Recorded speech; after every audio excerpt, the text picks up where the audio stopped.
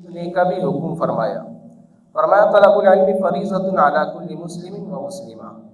اتنا علم، یہ فرض عین کون سا علم ہے؟ انسان جس بھی معاشرے میں ہو، جس بھی کام کی ابتدا کرنا چاہتا ہو، جس بھی عبادت کو کرنا چاہتا ہو، اس کا علم سیکھنا فرض عین ہے۔ اور اس کے علم کے ساتھ ساتھ آپ کو معلوم ہے دین کا سیکھنا اور اس پر عمل کرنا، یہ دین تکمیل کے اعتبار سے آپ صلی اللہ علیہ وسلم کو جو دیا گیا ہے مکمل ہے۔ اس لیے حجۃ الوداع کے موقع پر جناب رسول اللہ صلی اللہ علیہ وسلم نے 1.25 لاکھ صحابہ کرام کے سامنے ارشاد فرمایا، الیوم اکملت لکم دینکم واتممت علیکم نعمتی ورضیت لکم الاسلام دینا۔ اللہ نے آج کے دن تمہارے لیے دین مکمل کر دیا اور اپنی ساری نعمتیں تم پر مکمل کر دی، ورضیت لکم الاسلام دینا، اور دین کی حیثیت سے اللہ تعالیٰ نے تمہارے لیے اسلام کو پسند فرمایا ہے۔ اللہ کے نزدیک ویسے تو روئے زمین پر بہت سے ادیان ہیں، دین بہت سارے نظر آتے ہیں، تو اس سارے دینوں میں اللہ کے نزدیک سچا مذہب کون سا ہے، سچا دین کون سا ہے؟ سورہ مائدہ، سورہ آل عمران میں آیت نمبر 19 میں اللہ تعالیٰ نے ارشاد فرمایا، ان الدین عند اللہ الاسلام۔ اللہ کے نزدیک اگر سچا کوئی مذہب ہے، سچا دین ہے، وہ اسلام ہے۔ اور اللہ تعالیٰ نے اس دین اسلام کو اس امت کے لیے اور تا قیامت آنے والے ہر فرد کے لیے اللہ تعالیٰ نے دین اسلام کو پسند فرمایا ہے۔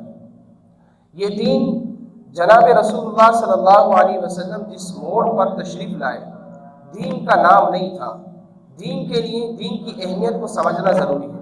دین سیکھنے کے لیے اس بات کو ضرور سمجھیں کہ آدم علیہ نبی علیہ السلام نے دین کے لیے قربانیاں دی، ان کو جو ہے دین کے لیے مشقت اٹھانی پڑی۔ نوح علیہ السلام نے 950 سال تک اس دین کی آبیاری کی۔ ابراہیم علیہ السلام نے اس دین کی خاطر ان کو آگ میں ڈالا گیا۔ جناب عیسیٰ علیہ السلام کے لیے سازش کی گئی، ان کو سولی پہ چڑھانے کی سازش کی گئی اس دین کی خاطر۔ ابراہیم علیہ السلام کے بیٹے اسماعیل پر چھری رکھی گئی اس دین کی خاطر۔ اور اسی طرح حضرت زکریا علیہ السلام اور یحییٰ علیہ السلام کو ذبح کیا گیا۔ حالانکہ زکریا علیہ السلام ان کے تو 2 ٹکڑے کیے گئے اس دین کی خاطر، یحییٰ علیہ السلام کی اولاد ہیں، ان کو ذبح کیا گیا اس دین کی خاطر۔ اور اسی دین کی خاطر جناب رسول اللہ صلی اللہ علیہ وسلم کو تکالیفیں دی گئیں، اور اتنی تکالیفیں دی گئیں کہ آپ صلی اللہ علیہ وسلم نے ایک موقع پہ ارشاد فرمایا کہ تمام انبیاء کی تکلیف کو ایک پلڑے میں رکھ دیا جائے، اور مجھے جو تکلیف دی گئی ایک پلڑے میں رکھ دیا جائے، میرا پلہ بھاری ہوگا۔ مجھے اتنا ستایا گیا، اپنوں نے ستایا، پرایوں نے ستایا، اپنے گھر سے بے گھر کیا گیا، جلا وطن کیا نبی علیہ السلام کو۔ آپ صلی اللہ علیہ وسلم کے راہوں میں کانٹے بچھائے گئے۔ نبی علیہ السلام کے لیے شیب ابی طالب کی گھاٹیاں، یہ آپ صلی اللہ علیہ وسلم کو اتنی تکلیفیں دی گئیں کہ آپ صلی اللہ علیہ وسلم بہت زیادہ طائف کے میدان میں دیکھیں، طائف میں آپ صلی اللہ علیہ وسلم کو کتنا ستایا، پتھر مارے گئے، یہ دین کی خاطر۔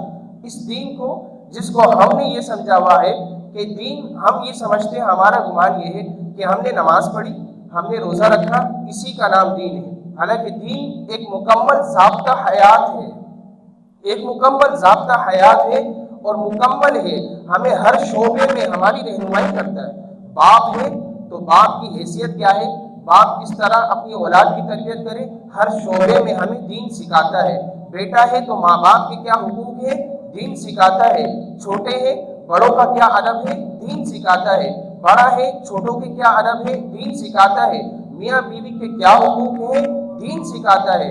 اسی طرح معاشرے میں کیسے رہنا ہے، دین سکھاتا ہے۔ چلنے کے آداب دین سکھاتا ہے۔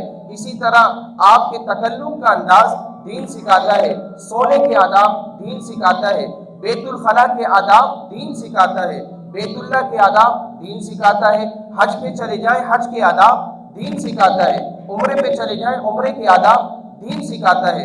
روزے کی زیارت کے لیے چلے جائیں، روزے کی زیارت کے آداب دین سکھاتا ہے۔ مسجد میں داخل ہونے کے آداب دین سکھاتا ہے۔ نماز کے آداب دین سکھاتا ہے۔ طہارت کے آداب دین سکھاتا ہے۔ ہر شعبے میں دین ہماری رہنمائی کر رہا ہے، لیکن ہم نے یہ سمجھا ہے کہ دین چند ایک چیز کا نام ہے۔ حالانکہ پہلی ادیان جو تھے، پہلے جو دین کی ابتدا ہوئی ہے ان میں چند عبادات ہوا کرتی تھی، چند عبادت ہوتی تھی، چند آداب ہوتے تھے، جائز حلال حرام کی کچھ نہ کچھ تمیز ہوتی تھی، لیکن دین کی تکمیل، دین اسلام ایک مکمل ضابطہ حیات کا نام ہے۔ تو دین ہمیں ہر شعبے میں رہنمائی کر رہا ہے، لیکن ہم نے سیکھا نہیں۔ اب اگر کوئی تاجر ہے، تجارت کرنے جا رہا ہے، تو دین اس معاملے میں بھی ہماری رہنمائی کر رہا ہے، اگرچہ ہمارے علم میں نہیں۔ ہم دکان کھولتے ہیں، ہم کاروبار کرتے ہیں، ہم فیکٹری جاتے ہیں، ہم کسی جگہ پر بھی ہیں، دین ہمیں اس کی رہنمائی کر رہا ہے، ہم نے سیکھا نہیں۔ تو اس دین کو سیکھنے کی ضرورت ہے۔ جناب رسول اللہ صلی اللہ علیہ وسلم نے صحابہ کو دین سکھایا ہے۔ نبی علیہ الصلوۃ والسلام کی بعثت کے مقاصد بتائے گئے، فرمایا کہ نبی علیہ الصلوۃ والسلام کو کیوں بھیجا گیا۔ یعلمہم الکتاب، ایک تو قرآن سکھانا، دوسرا قرآن کو سکھانے کے ساتھ ساتھ وَيُعَلِّمُهُمُ الْكِتَابَ وَالْحِکْمَةَ، قرآن کے احکامات اور قرآن کو بیان کرنا، قرآن کے حوالے سے تفسیر بیان کرنا، یہ نبی علیہ الصلوۃ والسلام کی ذمہ داری تھی۔ قرآن میں دو قسم کے مضامین ہیں، دو قسم کے مضامین قرآن میں۔ ایک ہمارے اوپر ایک اعتراض بھی ہے۔ اعتراض کیا ہوتا ہے؟ اعتراض یہ ہے کہ صاحب ہم یہ کہتے ہیں کہ قرآن خود سے نہ پڑھو۔ مضامین ایک عبرت، ایک نصیحت، عبرت اور نصیحت کا اسی طرح مضامین ہے، اسی طرح آخرت کا، موت کا، اور موت کے بعد زندگی کا، قیامت کے، یہ سارے قصص ہیں۔ ان سب کے بارے میں قرآن کیا کہتا ہے؟ وَلَقَدْ يَسَّرْنَا الْقُرْآنَ لِلذِّكْرِ فَهَلْ مِن مُدَّكِرٍ، کہ ہم نے قرآن کو نصیحت کے لیے آسان کیا، کیا کہ کوئی ہے نصیحت حاصل کرنے والا؟ اس عنوان سے ان مضامین کو اگر کوئی انسان پڑھتا ہے، ترجمے کے ساتھ پڑھتا ہے، تو اس کے لیے کوئی دقت کی بات نہیں۔ ہم کہتے ہیں بہت اچھا ہے کہ آپ قرآن کو خود پڑھ رہے ہیں، مطالعہ کر رہے ہیں، لیکن قرآن کے دوسرے مضامین کون سے ہیں؟ دوسرے مضامین عقائد ہیں، دوسرے مضامین اوامر ہیں، اللہ کے حکم ہے، نواہی ہے، مسائل ہیں۔ اب مثال کے طور پر مثال دیتا ہوں، طلاق کا مسئلہ ہے۔ اب آپ قرآن میں پڑھیں گے طلاق کے مسائل، تو آپ کو قرآن سے پڑھ کر طلاق کے مسائل سمجھ نہیں آئیں گے۔ نماز کا حکم قرآن میں ہے، لیکن نماز کا حکم ہے، نماز کا طریقہ نہیں، وہ سکھانے کے لیے اللہ نے قرآن کی دوسری آیت نازل فرمائی، وَأَنزَلْنَا إِلَيْكَ الذِّكْرَ لِتُبَيِّنَ لِلنَّاسِ مَا نُزِّلَ إِلَيْهِمْ وَلَعَلَّهُمْ يَتَفَكَّرُونَ۔ اے نبی ہم نے آپ کی طرف قرآن اتارا، کیوں؟ لِتُبَيِّنَ لِلنَّاسِ، تاکہ آپ لوگوں کو کھول کھول کر بیان کریں۔ حالانکہ صحابہ عرب تھے، عربی جانتے تھے، عربی گرامر سے ان کی واقفیت تھی، لیکن اس کے باوجود اللہ کے نبی سے کیا فرمایا گیا؟ لِتُبَيِّنَ لِلنَّاسِ، آپ جو قرآن آپ کی طرف آیا ہے لوگوں کو کھول کھول کر بیان کریں۔ کیوں؟ لِتُبَيِّنَ لِلنَّاسِ مَا نُزِّلَ إِلَيْهِمْ، تاکہ انہیں معلوم چلے کیا نازل ہوا۔ وَلَعَلَّهُمْ يَتَفَكَّرُونَ، پھر اس کے بعد وہ تفکر کرے، فکر کرے، غور و خوض کرے۔ لیکن یہ غور و خوض کرنے والا کون ہے؟ اب میں نے دو مضامین آپ کے سامنے بیان کیے، ایک واعظ، نصیحت، قصص، اور قیامت، موت، ان کے واقعات۔ ان کے بارے میں قرآن نے کہا یہ قرآن نصیحت ہے، کیا ہے کوئی نصیحت حاصل کرنے والا؟ ہمیں آسان کر دیا۔ تو اس مضامین کو آپ پڑھ سکتے ہیں، سمجھ سکتے ہیں، لیکن دوسرے مضامین کون سے ہیں؟ عقائد کے، اسی طرح مسائل کے، طلاق کے مسائل، نماز کے مسائل، حج کے مسائل، اسی طرح جتنے بھی اوامر اور نواہی ہیں، وہ آپ جب تک کسی عالم کی زیر نگرانی نہیں پڑھیں گے آپ کو سمجھ نہیں آئے گا۔ قرآن نے نماز کے مسائل بیان نہیں کیے، نماز کے مسائل آپ صلی اللہ علیہ وسلم نے صحابہ کو سکھائے، اور صحابہ کرام رضوان اللہ علیہم اجمعین کی بابت، جیسے رمضان کا مہینہ قریب آ رہا ہے تو رمضان کے حوالے سے جو قرآن کی آیت نازل ہوئی کہ حتیٰ یتبین لکم الخیط الابیض من الخیط الاسود من الفجر، یہ مثال سمجھا رہا ہوں آپ کو کہ آپ صلی اللہ علیہ وسلم کو بتایا گیا کہ بھائی آپ نے کھانا کب تک کھانا ہے، آپ نے اس وقت تک کھانا ہے جب تک سفیدی سیاہی میں آپ فرق نہ کر لیں۔ تو یہ ایک صحابی عدی بن حاتم، انہوں نے دو دھاگے رکھے، دو دھاگے سفید اور بلیک، تکیے کے نیچے رکھے اور سو گئے، اور جب تک کھاتے رہے اور تکیے سے وہ سفید اور بلیک دھاگے کو دیکھتے رہے کہ اس موقع تک اللہ کے نبی علیہ الصلوۃ والسلام کے اور اللہ کا فرمان یہ ہے کہ جب تک دونوں میں فرق نہ ہو، دونوں واضح نہ ہو، جب تک کھاتے رہو۔ حالانکہ یہ حکم نہیں تھا، صحابی یہ آپ صلی اللہ علیہ وسلم کے پاس آئے، نبی علیہ السلام نے فرمایا اس کا یہ مطلب نہیں، اس سے مراد یہ جو صبح صادق اور کاذب ہے وہ مراد ہے۔ تو صحابہ کرام ہر موڑ پر نبی علیہ السلام سے علم سیکھنے کے لیے ہر وقت تیار رہتے تھے، اور صحابہ کرام عرب تھے لیکن اس کے باوجود نبی علیہ السلام سے سیکھتے تھے، نبی علیہ السلام کو سکھایا کرتے تھے، اور نبی علیہ السلام نے کوئی موقع ایسے نہیں چھوڑا۔ حالانکہ جہاد میں آپ صلی اللہ علیہ وسلم نے کتنا وقت گزارا، اور یہ دین اس کی اہمیت کا اندازہ لگائے نبی علیہ السلام نے اپنی 23 سالہ زندگی اس دین کی خاطر وقف کی ہے۔ صحابہ کرام نے قربانیاں دی، صحابہ کرام نے ہجرتیں کی، حضرت بلال کو کتنا تکلیف دی گئی، کتنا ستایا گیا اس دین کی خاطر، حضرت سمیہ کے ٹکڑے کیے گئے اس دین کی خاطر، حالانکہ حضرت سمیہ عورت ہے لیکن ان کو ٹکڑے کیے گئے۔ اسی طرح صحابہ کرام نے اپنا جان مال سب کچھ لٹایا، اپنی جانوں کو جان نہیں سمجھا، اپنی جانوں کو ہتھیلیوں پہ رکھ کر دین کی خاطر انہوں نے اپنی جانوں کو قربان کر دیا۔ نبی علیہ السلام کا اسی دین کی خاطر دندان مبارک شہید ہوا۔ نبی علیہ السلام کو اتنا ستایا گیا کہ نبی علیہ السلام کے پیچھے شرارتی لڑکوں کو لگایا گیا، آپ صلی اللہ علیہ وسلم پر پتھر مارے گئے، آپ صلی اللہ علیہ وسلم کے چچا نے خود ابو لہب نے تبت لک یا محمد لہذا جمع طرح کے الفاظ کہہ کر کہا ہے کہ آپ نے ہمیں اس لیے جمع کیا تھا۔ اس دین کی خاطر نبی علیہ السلام نے قربانیاں دی ہیں، آپ صلی اللہ علیہ وسلم کے صحابہ نے قربانیاں دی ہیں اسی دین کی خاطر، اور دین سیکھنے کا ایک طریقہ کار ہے۔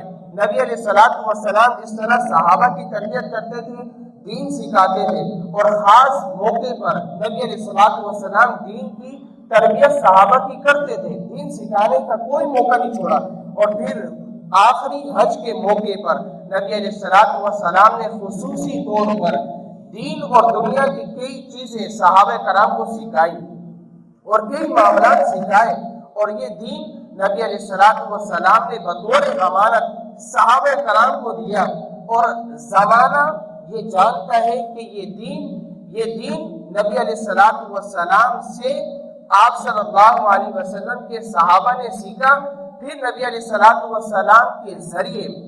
السلام کے ذریعے صحابہ نے سیکھ کر تابعین کو سکھایا۔ اس کے کیا مقصد ہے؟ اس کا مقصد یہ ہے کہ صحابہ کرام رضوان اللہ علیہ مجمعین نبی علیہ السلام جیسے قرآن کے ساتھ نبی علیہ السلام بھی ہے، ایسا نہیں ہوا کہ کتاب دے دی گئی اور لوگوں کو کہا گیا کہ آپ اس کو خود پڑھ لو سمجھ لو۔ اگر ایسا ہوتا تو انبیاء کا سلسلہ نہ ہوتا۔ انسان کو دیکھ کر چلتا ہے، کسی نہ کسی انسان کو فالو ضرور کرتے ہیں۔ یہ جو آج سوشل میڈیا کے ذریعے ہمیں بتایا یہ جاتا ہے کہ بھائی ہم تو قرآن کے ماننے والے، ہم کسی کو فالو نہیں کرتے، وہ جو کہہ رہا ہے نا کہ ہم کسی کو فالو نہیں کرتے، اس کے کتنے ہی اس کو ماننے والے اور اس کی راہ پر چلنے والے آپ کو نظر آئیں گے۔ ایسے لوگ انسان کو قرآن سے، ہدایت سے، دین سے دور رکھنا چاہتے ہیں، علماء سے دور رکھنا چاہتے ہیں۔ حالانکہ آپ کسی عالم کی زیر نگرانی جب قرآن سیکھیں گے تو آپ کو دین اچھے انداز سے سمجھ آئے گا، خود ساختہ سیکھیں گے۔ تو جیسے قرآن کی آیت ہے، ایک انسان نے، مثال دے رہا ہوں، ایک شخص نے قرآن کی آیت پڑھی، طلاق کا مسئلہ اٹھا لے، ایک آیت پڑھی، اس میں اللہ تعالیٰ نے طلاق کے بارے میں ایک آدمی کا انتقال ہو گیا، اس کی عورت کے بارے میں قرآن نے کہا متاعًا الی الحول غیر اخراج، وہ 1 سال اپنی عدت کرے گی۔ لیکن دوسری آیت میں فرمایا والذین یتوفون منکم ویذرون ازواجا یتربصن بانفسہن 4 اشہر وعشرا۔ دوسری آیت فرمائی، کون سی آیت ہے؟ جس میں اللہ نے فرمایا کہ جس کا شوہر انتقال کر جائے اور وہ عورت اپنے آپ کو 4 مہینہ 10 دن عدت میں رکھے گی۔ اب دونوں آیتیں ہیں، ایک میں 1 سال کی عدت ہے، ایک میں 4 مہینہ 10 دن کی عدت ہے۔ بتاؤ جو ایک نارمل آدمی ہے وہ قرآن پڑھے تو قرآن پڑھنے کے بعد وہ اپنے گھر میں کیا رائج کرے گا؟ وہ یہی کہے گا میں نے تو پڑھا 1 سال کی عدت ہے۔ یہی زیر نگرانی عالم کے پڑھے گا تو وہ عالم اس کو بتائے گا کون سی آیت ناسخ ہے، کون سی منسوخ ہے۔ اب یہ ناسخ منسوخ یہ ایک علمی بات ہے، یہ عوام نہیں سمجھ سکتی، اس لیے مسائل کا جاننا، دین کا سیکھنا یہ ہماری ذمہ داری ہے۔ ہر موڑ پر ہم دین کو سیکھیں، ہم جو ہے دین کو سیکھ کر عمل کریں گے تو یہ اللہ کے ہاں قابل قبول ہے۔ اللہ تعالیٰ نے قرآن میں ارشاد فرمایا سورہ آل عمران کی آیت نمبر 86، فرمایا وَمَن يَتَّبِعْ غَيْرَ الْإِسْلَامِ دِينًا فَلَن يُقْبَلَ مِنْهُ وَهُوَ فِي الْآخِرَةِ مِنَ الْخَاسِرِينَ، جو دین اسلام کو چھوڑ کر کسی اور دین کی اتباع کرے گا، فرمایا کہ وہ اللہ تعالیٰ کے ہاں قابل قبول نہیں ہے، وَهُوَ فِي الْآخِرَةِ مِنَ الْخَاسِرِينَ، وہ آخرت میں خسارہ اٹھانے والا ہوگا، نقصان اٹھائے گا۔ اب ہماری سوچوں کو دیکھیں کہ آج ہم دین سے اتنا دور ہیں کہ ہم دین کے معاملے میں دین کو نہ جاننے کی وجہ سے، ناواقفیت کی وجہ سے ہمارا حال کیا ہو گیا کہ ہم نے کچھ رسومات یہودیوں کی لے لی، کچھ رسومات عیسائیوں سے لے لی، کچھ رسومات ہندوؤں سے لے لی، کچھ ہم نے روافظ طبقے سے لے لی، کچھ رسومات ہم نے اپنی طرف سے اپنے دین میں شامل کر لی۔ اب ہو کیا دین کا ستیہ ناش ہو گیا کہ ہم نے دین سیکھا نہیں، ہم یہ سمجھ رہے کہ دین چند چیزوں کا نام ہے، جیسے میں نے آپ کو عرض کیا ہم سمجھ رہے دین نماز کا، روزے کا، چند عبادت کا نام ہے، حالانکہ چند عبادت کا نام نہیں، پورا مکمل ضابطہ حیات ہے۔ دین پورے شعبے میں ہماری رہنمائی کر رہا ہے، لیکن ہماری اس غلط فہمی کی وجہ سے ہم نے اور چیزوں کو پھر دین سمجھنا شروع کیا اور رسومات کو لینا شروع کیا۔ آج ہماری شادی بیاہ اٹھائیں، شادی بیاہ میں ہم رسومات جو ادا کر رہے ہیں، آپ ہر طبقے سے تعلق رکھنے والا آدمی اپنے علاقے میں دیکھ سکتا ہے، اپنے جو ہے خاندان میں دیکھ سکتا ہے، اپنے معاشرے میں دیکھ سکتا ہے، اپنے دوست احباب کی محفلوں میں جا کر دیکھ سکتا ہے کہ ہر ایک کے یہاں کوئی نہ کوئی رسم ہے جس کو وہ ادا کر رہا ہے، حالانکہ وہ رسم ہے، وہ اسلام نہیں ہے، وہ دین نہیں ہے، لیکن وہ رسم آئی کہاں سے؟ وہ رسم آئی ہماری اس وجہ سے کہ ہم نے یہ سمجھا کہ دین چند چیزوں کا نام ہے، اس کی وجہ سے ہم نے رسومات کو ادا کرنا اپنے لیے ضروری سمجھا۔ اس رسومات کے بغیر ہم سمجھتے ہیں ہماری شادی نہیں ہوگی، حالانکہ وہ رسومات ہے، وہ خرافات ہے، اس کا دین سے کوئی تعلق نہیں۔ ایک اور مثال سے آپ کو بات سمجھاؤں کہ نماز ہے، نماز کے لیے طہارت شرط ہے۔ قرآن نے کہا یا ایھا الذین آمنوا اذا قمتم الى الصلاۃ فاغسلوا وجوہکم وایدیکم الى المرافق وامسحوا برؤوسکم وارجلکم الى الکعبین۔ یہ آیت جو ہے اللہ تعالیٰ نے نماز سے پہلے وضو کے لیے اللہ تعالیٰ نے یہ آیت نازل فرمائی کہ ایمان والوں جب تمہارا ارادہ ہو نماز پڑھنے کا فاغسلوا وجوہکم، اپنے چہرے کو دھو لو، فاغسلوا وجوہکم وایدیکم الی المرافق، اور اپنے ہاتھ کوڑیوں سے بھی دھو لو، وامسحوا برؤوسکم، سر کا مسح کرو، وارجلکم، یہ وارجلکم یہ واو عاطف ہے، اب اس کا عطف کا ہے۔ ایک عام نارملی آدمی خود مطالعہ کرے گا نا تو وہ سمجھے گا پاؤں کے مسح ہے، کیوں؟ قرآن بتا رہا ہے، قرآن کی آیت بتا رہی ہے یا ایھا الذین آمنوا اذا قمتم الى الصلاۃ، جب نماز کے لیے آؤ فاغسلوا وجوہکم، چہرے کو دھو لو، وایدیکم الى المرافق، ہاتھوں کو دھو لو۔ اب مسح کا تذکرہ ہوا، وامسحوا برؤوسکم وارجلکم الى الکعبین، مسح کرو سر کا اور پاؤں۔ اب یہ پاؤں، اب یہ عام نارمل آدمی پڑھے گا نا تو وہ پاؤں پہ مسح کرے گا، یہ میں نے قرآن میں پڑھا ہے، حالانکہ اس کا عطف یہاں نہیں ہے، اس کا عطف ہے فاغسلوا وجوہکم پر۔ اسی لیے علماء کی زیر نگرانی دین سیکھنا ضروری ہے۔ اب اسی وجہ سے بعض احباب جو یہ سمجھتے ہیں کہ ہم قرآن کے ماننے والے، ہم حدیث کے ماننے والے، قرآن کے ماننے والے، ہم کسی عالم کو فالو نہیں کرتے، کسی مسلک کو فالو نہیں کرتے۔ مسلک سے مراد ہم مسلک پسند نہیں، مسلک پسند نہیں ہے، جو مسلک پسند نہیں ہے وہ جو عوامی طبقہ بنا رہا ہے، جو عوام کو تیار کر رہا ہے، وہ بھی تو کسی ایک مسلک کو رائج کر رہا ہے نا۔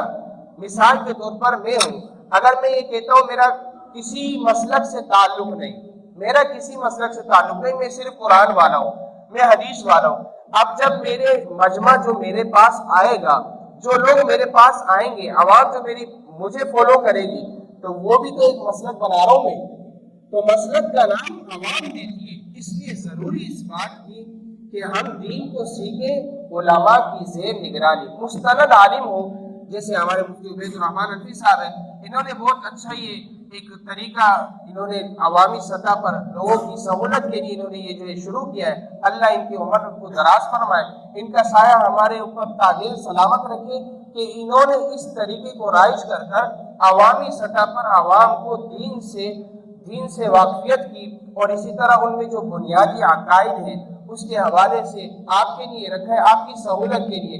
تو جو بھی آئے گا میں خود بھی اس میں اپنے آپ کو میں پیش کرنے کی، اور میں نے مفتی صاحب سے بھی کہا کہ میں ضرور شرکت کروں گا۔ مجھے تو شوق ہے کہ مفتی صاحب کا درس قرآن ہو، مفتی صاحب درس حدیث ہے، میں اس میں شرکت کروں، میں طالب علم کی حیثیت سے یہاں آؤں اور میں سیکھوں، کیونکہ ہم سیکھنے والے دین کو جتنا آپ سیکھیں گے، جتنا اپنے آپ کو دین کی خاطر آپ لگائیں گے، دین کے لیے نکلنے والا جیسے طالب علم ہے، حدیث میں آتا ہے کہ جو دین کی راہوں پر چلتا ہے، دین کے لیے نکلتا ہے۔ آپ نے جو وقت دیا مغرب سے عشاء، جو آپ آئندہ بھی دیں گے، تو دین کے لیے جو نکلتا ہے، حدیث میں آتا ہے، پیارے محبوب صلی اللہ علیہ وسلم نے ارشاد فرمایا کہ اس کے لیے ملائکہ فرشتے، نورانی فرشتے پر بچھاتے ہیں، یہ دین سیکھنے والا۔ یہ دین کیا ہے؟ یہ اللہ کا دیا ہوا دین ہے، یہ اللہ کا پسندیدہ دین ہے۔ اس کو سیکھنے کے لیے آ رہے تو ان کے پروٹوکول کے لیے، ان کے اعزاز کے لیے اللہ فرشتے کھڑے کرتے ہیں اور فرشتے پر بچھاتے ہیں کہ یہ روئے زمین پر نہ چلے، یہ ان کے قدم اتنے مبارک ہو گئے کیونکہ دین سیکھنے آ رہے ہیں، ان کے قدم مبارک ہو گئے، ان کے قدموں کے نیچے فرشتے اپنے پر بچھاتے ہیں، اور مچھلیاں ان کے لیے دعائیں مغفرت کرتی ہیں، بلوں میں چونٹیاں ان کے لیے دعائیں مغفرت کرتی ہیں۔ تو ان کا اعزاز، ان کو اعزاز دیا جا رہا ہے کیونکہ اللہ کی دین کو سیکھنے جا رہے ہیں۔ تو دین ہماری ضرورت ہے، دین کو ہماری ضرورت نہیں، لیکن دین کی ہمیں ضرورت ہے۔ ہم دین کے بغیر، اور دین کے بغیر اگر چلے گئے، محترم بہت افسوس کی بات ہے کہ ہم دین کے بغیر اگر چلے گئے، ہم نے دین کو نہیں سیکھا، دین پر عمل نہیں کیا، اس کے بغیر اگر ہم چلے گئے تو اللہ کے ہاں کیا جواب دیں گے؟ ہمارے پاس کوئی جواب نہیں ہوگا۔ اس لیے ضرورت اس بات کی ہے ہم دین کو سیکھیں۔ دین، آج ہم دین سے دور ہونے کی وجہ سے ہم بچوں کو دین سے آراستہ نہیں کر پا رہے، دین سے مزین نہیں کر پا رہے، کیونکہ ہم خود دور ہیں، ہمیں خود نہیں معلوم تو بچوں کی کیا تربیت کریں گے۔ تو شریعت نے ہمیں اس دین کی بابت سیکھنے کا حکم دیا ہے اور فرمایا فَاسْأَلُوا أَهْلَ الذِّكْرِ إِن كُنتُمْ لَا تَعْلَمُونَ۔ اگر تمہارے پاس علم نہیں، تمہیں کسی بات کی بابت معلوم نہیں، تو اہل علم سے پوچھو، ان سے سوال کرو۔ اور نبی علیہ السلام سے فرمایا گیا وَقُلْ رَبِّ زِدْنِی عِلْمًا، کہ آپ کہیں کہ میرے رب میرے علم میں اضافہ فرما۔ یہ علم، یہ دین، یہ اس لیے ضروری ہے کہ پیارے محبوب صلی اللہ علیہ وسلم نے اس دین کو صحابہ کرام کے پاس بطور امانت رکھا، اور پھر قرآن آیا، قرآن کے ساتھ پیغمبر آئے، اسی طرح آسمانی کتابیں جتنی آئی ان کے ساتھ سکھانے والا بھی آیا۔ آئیڈیل آپ کے سامنے ہے، آپ پریکٹیکلی جس کو بولتے ہیں، اس کے ساتھ آپ صلی اللہ علیہ وسلم نے پریکٹیکل کر صحابہ کو عملی طور پر کر کے دکھایا کہ اس طرح کرو۔ جیسے ایک صحابی نماز پڑھ رہے، نماز پڑھی، نبی علیہ السلام نے دیکھا نماز پڑھی، نبی علیہ السلام نے فرمایا کہ تم نے نماز نہیں پڑھی، دوبارہ پڑھو۔ انہوں نے دوبارہ نماز پڑھی، پھر فرمایا کہ تم نے نماز نہیں پڑھی، دوبارہ پڑھو۔ کہا یا رسول اللہ مجھے اس سے بہتر نہیں آتا۔ نبی علیہ السلام نے پھر ان کو سکھایا، نبی علیہ السلام نے طریقہ سکھایا، تو صحابہ کرام نے سیکھا ہے۔ اور پھر نبی علیہ السلام نے اپنے بعد خلفائے راشدین کو قرآن دے دیا اور فرمایا کہ تمہارے لیے ذمہ داری ہے کہ میرے بعد جس کی اتباع کرو گے وہ خلفائے راشدین، وہ صحابہ کرام ہیں، اصحابی کا نجوم فبی مقتدیتم اہتدیتم۔ پھر نبی علیہ السلام نے اپنے بعد صحابہ کو رہبر بنا کر امت کو پیش کیا، پھر صحابہ کرام نے اسی قرآن کے ذریعے رہنمائی کرتے ہوئے امت کو تعلیم دی، پھر تابعین کا طبقہ بنا، پھر تابعین اسی قرآن کی تدریج کرتے ہوئے، اشاعت کرتے ہوئے تابعین نے اپنے آپ کو پیش کیا اور وہ دنیا کے لیے رہنما بنے، پھر تبع تابعین۔ یہ اسی طرح سلسلہ چلا آ رہا ہے۔ بعض لوگ یہ کہتے ہیں کہ بابوں کے نام سے، کہ بابوں سے دین نہ سیکھو، بابوں سے دین۔ بابیں کیا ہے؟ بابیں اصل میں ہم نے جس سے دین سیکھا ہے، جس کو ہم فالو کر رہے ہیں، جس کی ہم مان کے چل رہے ہیں، وہ علماء ہیں۔ جیسے میں کوئی حدیث بیان کر رہا ہوں تو میں نے اپنے استاد سے سنی اور انہوں نے اپنے استاد سے سنی، یہ ایک سند ہے جو آپ صلی اللہ علیہ وسلم تک جاتی ہے، ان کو کہتے ہیں بابوں۔ تو لوگ بعض باب ایسے پیش کرتے ہیں ہمارے سامنے کہ بابوں سے علم نہ سیکھو۔ ارے بھائی، بابوں سے علم نہ سیکھیں گے تو بابوں سے علم نہ سیکھیں گے تو کس سے سیکھیں گے؟ بابوں سے مراد علماء ہے۔ تو براہ راست جو سکھا رہا ہے وہ آپ کو استاد ہے یا آپ کا رہنما ہے، تو آپ اس کو فالو کرنا ضروری ہے۔ اس لیے محترم دین کو سیکھنا ضروری ہے، اور دین کو بغیر سیکھے اگر عمل کریں گے تو آپ کو پتہ ہے خرافات ہے۔ کیونکہ اگر آپ نماز بھی پڑھ رہے ہیں، آپ نے وضو کیا، وضو میں 4 چیزیں فرض ہیں، اگر آپ نے وضو کا طریقہ آپ کو معلوم نہیں، آپ نے چھپے مارے تو ایک کان کی لو سے دوسرے کان کی لو تک منہ دھونا فرض ہے۔ آپ نے ایسے ہی منہ دھویا، آپ کی لو ایک بات کے برابر بھی اگر جگہ خشک رہ گئی، وضو نہیں ہوا، نماز ہو گئی؟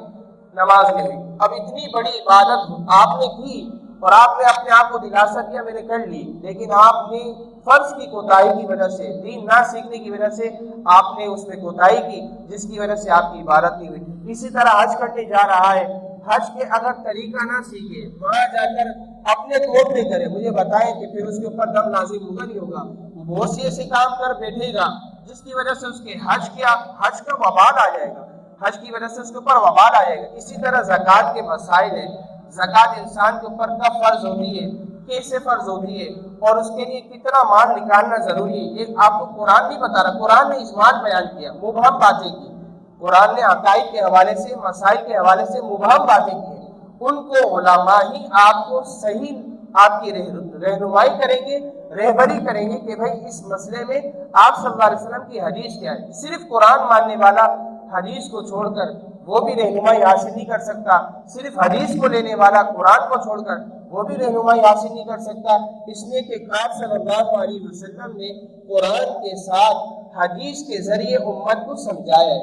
حدیث قرآن کی شرح ہے، قرآن متن ہے، حدیث اس کی تفسیر ہے، تو اس کے بغیر چارہ کانڈی۔ اب منکرین حدیث یہ فتنہ ہے، یہ اس زمانے میں بہت سارے فتنے ہیں، ارتداد کا فتنہ ہے، اسی طرح قادیانیت کا فتنہ ہے، اسی طرح غیر مسلموں کا فتنہ ہے، پھر دنیا ہمیں جو ہے دین سے بیزار کرنے پہ لگی ہوئی ہے۔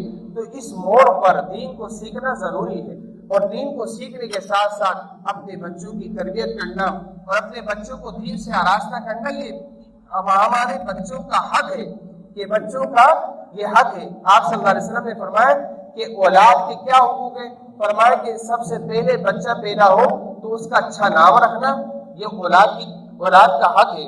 دوسرا، اس کو دین سے آراستہ کرنا، یہ بھی اولاد کا حق ہے۔ اگر دین سے آراستہ نہیں کیا، قرآن حدیث سے آراستہ نہیں کیا، نبی علیہ السلام کی شریعت سے آراستہ نہیں کیا، ان کو آپ صلی اللہ علیہ وسلم کی سنتیں نہیں بتائی، تو میرے بھائی یہ دین میں ہم نے جو ہے ان کے حق کو مارا ہے، ہم نے ان کا حق مارا ہے۔ اور جن بچوں کا ہم حق مارے پھر ہم یہ چاہیں گے ہمارے حقوق ادا کریں، وہ کیسے کر سکتے ہیں؟ پھر ہمیں شکوہ ہوتا ہے بچہ ہماری بات نہیں مانتا، پھر ہمیں شکوہ ہوتا ہے بچے ہماری نافرمانی کرتے ہیں، بچے ہمارے باغی ہو گئے۔ بچے باغی کیوں ہوئے؟ اگر آپ دین سے آراستہ کر دیتے تو یہ بچے آپ کے سامنے، جیسے قرآن نے کہا وَخْفِضْ لَهُمَا جَنَاحَ الذُّلِّ مِنَ الرَّحْمَةِ، اپنے پروں کو، اپنے بازوؤں کو جھکائے رکھو والدین کے سامنے۔ اگر بچے نے قرآن پڑھا ہوتا، قرآن کا ترجمہ پڑھا ہوتا، دین سے آراستہ ہوتا، وہ آپ کے سامنے اف کا لفظ نہیں کہتا، کیونکہ آپ نے دین سے آراستہ نہیں کیا، پھر شکوے ہوتے، پھر علماء کے پاس جاتے، تعویذ لے کر آتے